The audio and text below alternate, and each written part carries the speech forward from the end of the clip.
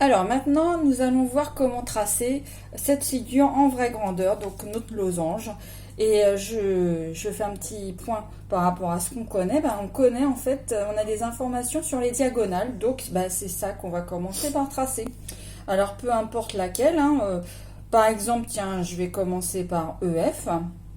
Au passage, tiens, je vous ai pas fait remarquer tout à l'heure que vous voyez là sur mon croquis, j'ai une diagonale qui fait 5 cm ici et 4 cm ici.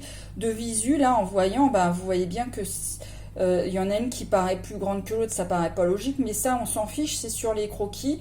C'est les mesures n'ont rien à voir. Ce qui est important, c'est les codages, hein. Donc voilà, ceci dit, donc du coup, je vais commencer par exemple par tracer XY qui mesure 4 cm. Alors voilà, on y va avec ma règle ou mon équerre. Je trace cette diagonale et tout de suite, le petit réflexe, c'est d'indiquer le nom des points. Comme ça, je sais exactement où j'en suis. Je dois tracer la deuxième diagonale. Alors, qu'est-ce que je sais sur elle? C'est qu'elle mesure 5 cm et qu'elle passe au milieu de la diagonale de XY et en plus qu'elle est perpendiculaire. Alors, d'abord, donc je dois repérer le milieu de XY. Alors là, c'est assez facile, hein, 4 cm. Le milieu, c'est à 2 cm. Et ensuite, c'est là que j'utilise mon équerre, hein, pour avoir effectivement cet angle droit. Hop, voilà. Je commence à le tracer ainsi. Et cette diagonale fait 5 cm. Ça veut dire que je dois avoir 2,5 cm de chaque côté. Donc je vais commencer à 0 ici. Hop, je passe là. Et je m'arrête à 5 cm. Et là, j'obtiens mes points F et E.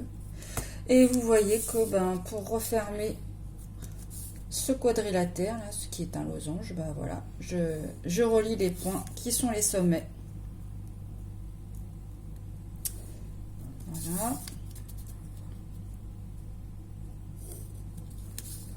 Donc voici, c'est terminé. J'ai fini ma construction.